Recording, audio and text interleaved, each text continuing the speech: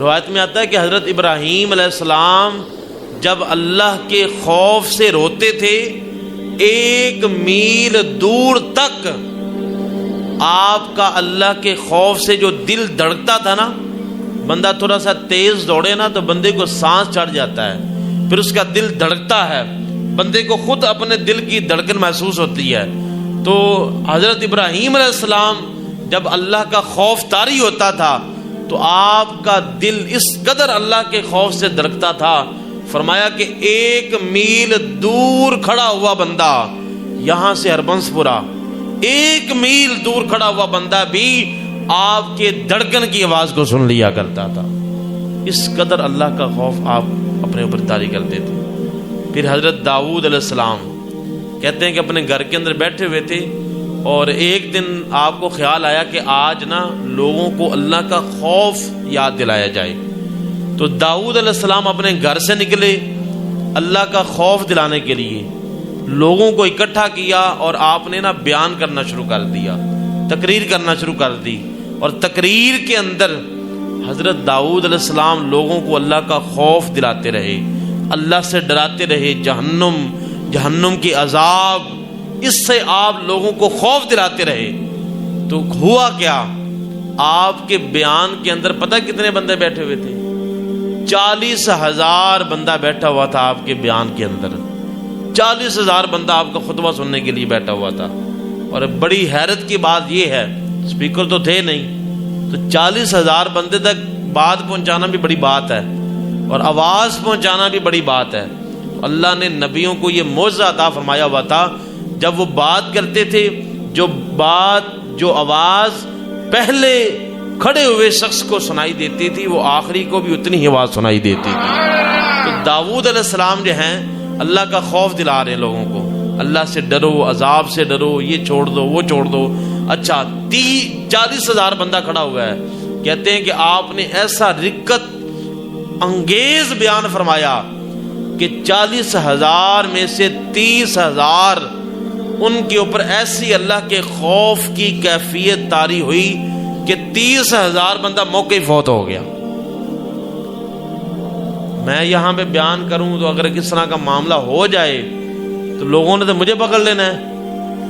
آپ کچھ کرتے ہیں بیٹھ کے، کچھ پڑھتے رہتے ہیں، ورنہ ایک ہی ہر جمعے اس طرح ہو جاتا ہے کہ 2 بندے فوت ہو جاتے ہیں، ٹھیک ہے نا۔ ہمیں تو وہ اللہ نے زبان کسی کو بھی نہیں عطا کی، یا وہ لوگ رہے نہیں ہیں، چاہے کوئی عالم ہے چاہے کوئی بھی ہے۔ تو آپ نے ایسا خوف دلایا 40,000 میں سے 30,000 بندہ موقع فوت ہو گیا۔ کس قدر آپ نے اللہ کا خوف، اور اندازہ لگائیں اگلے بندوں کا کہ انہوں نے بھی کتنی توجہ سے اللہ کے نبی کی بات سنی ہوگی اور اپنے دل کے اندر انہوں نے بات اتاری ہوگی۔ اب اگلے نبی کی بات کرتے ہیں، حضرت یحییٰ علیہ السلام۔ آپ جب اللہ کا خوف سے روتے تھے تو اللہ کے خوف سے جب آپ کی آنکھوں میں آنسو آتے تو ہوتا کیا، آپ کے پاس جو مٹی پڑی ہوتی تھی، مٹی کے ڈھیلے پڑے ہوتے تھے، جس درخت کے پاس بیٹھ کے حضرت یحییٰ علیہ السلام اللہ کے خوف سے روتے تھے، کہتے ہیں کہ وہ درخت بھی، وہ پتھر بھی آپ کے ساتھ مل کے رونا شروع کر دیتا تھا۔ اس قدر یعنی لگا لیں کہ کتنی محبت سے روتے ہوں گے اور کس قدر اللہ کے عشق کے اندر روتے ہوں گے کہ درخت بھی رونا شروع کر دیتے تھے۔ یہ اللہ کے نبی کا مقام ہے۔ ایک مرتبہ یہی یحییٰ علیہ السلام آپ گم ہو گئے، چھوٹے بچے ہیں، اتنے چھوٹے بھی نہیں تھے، گم ہو گئے۔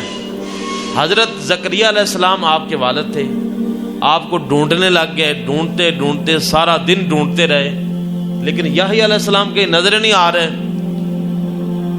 تو ڈھونڈتے ڈھونڈتے آپ ایک قبرستان کے پاس سے گزرے، وہاں پہ دیکھا کہ یحییٰ علیہ السلام نے ایک قبر نکالی ہوئی ہے، قبر کھود کے اس کے اندر بیٹھ کے اللہ کی یاد کے اندر روئی جا رہے ہیں۔ زکریا علیہ السلام آئے، کہا بیٹا صبح کا ڈھونڈ رہا ہوں اور ابھی تک میں آپ کو ڈھونڈ نہیں سکا اور آپ یہاں پہ بیٹھ کے رو رہے ہیں۔ عرض کی ابا جان آپ نے ہی تو ایک مرتبہ بتایا تھا کیا کہ جنت اور جہنم کے درمیان ایک وادی ہے، عذاب والی، آگ والی، اس وادی کی آگ اگر کوئی چیز بجھا سکتی ہے تو اللہ کے خوف سے نکلا ہوا آنسو ہی اس وادی کی آگ کو بجھا سکتا ہے۔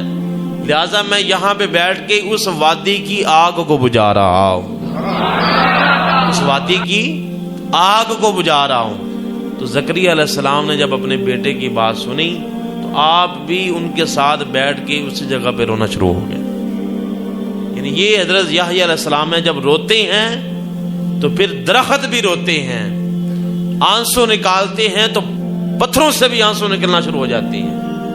اب اگلی بات، حضرت شعیب علیہ السلام کہتے ہیں کہ جب آپ روتے تھے نا تو حضرت شعیب علیہ السلام رونے کی وجہ سے آپ کی آنکھوں کی روشنی چلی گئی۔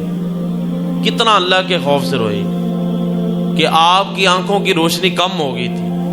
اللہ کے نبی ہیں حضرت شعیب علیہ السلام، اور ایک مقام ہے اللہ کی بارگاہ کے اندر، اور کہتے ہیں کہ حضرت یحییٰ علیہ السلام آپ فرماتے ہیں کہ جن کی میں نے ابھی بات کی ہے، یحییٰ علیہ السلام رو رو کے اس قدر آنسو نکالتے تھے کہ آپ کی گالوں کے اوپر آنسوؤں کے نشان بن گئے تھے۔ اگر ایک جگہ پہ پانی بہہ رہا ہو نا، پانی بہتا رہے بہتا رہے بہتا رہے تو پتہ چل جاتا جی اتھوں پانی بہ رہا ہے، ادھروں پانی جا رہا ہے، کیونکہ لائن جا رہی ہے۔ پتہ چل جاتا ہے کہ یہاں سے پانی، وہ تھوڑا ہی کیوں نہ ہو، اندازہ ہو جاتا ہے کہ یہاں سے پانی بہتا ہے، ایک قطرہ ہی کیوں نہ نکلتا ہو، ہمیں پتہ چل جاتا ہے۔ تو یحییٰ علیہ السلام کس قدر روتے تھے کہ آپ کی آنکھوں کے رخسار کے اوپر آپ کے آنسوؤں کے نشان بن گئے تھے۔ پتہ چلتا تھا کہ یہ آنسو بہتے رہتے ہیں اور حضرت یحییٰ علیہ السلام روتے رہتے ہیں۔ کس قدر اللہ تعالیٰ کے خوف سے جو ہے وہ آپ رویا کرتے تھے۔ اور پھر باری آئی میرے اور آپ کے محبوب علیہ السلام کی۔ آقا علیہ السلام ایک جنازہ پڑھانے کے لیے گئے، قبرستان کے اندر پہنچے، وہاں پہ قبر کے کنارے پہ بیٹھ کے حضور السلام نہ رونا شروع ہو گئے۔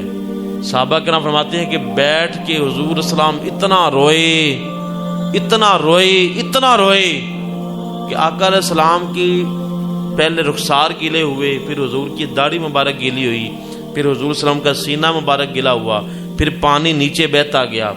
جس جگہ پہ حضور علیہ السلام تشریف فرماتے اس جگہ کی مٹی ساری کی ساری گیلی ہو گئی، نم آ گیا، گیلی مٹی ہو گئی۔ اور آپ نے رونے کے بعد جب حضور نے فرمایا کہ اے میرے صحابہ اس قبر سے ڈرو، بس ایک جملہ دیا، بس کیا فرمایا؟ اس سے ڈرو اور اس کی لیے تیاری کر لو، بس اور کچھ نہیں حضور نے فرمایا۔ فرمایا کہ صحابہ اس قبر سے ڈرو اور اس کے اندر آنے کی، اس کے لیے، اس کی روشنی کے لیے حضور نے فرمایا کہ تم تیاری کر لو۔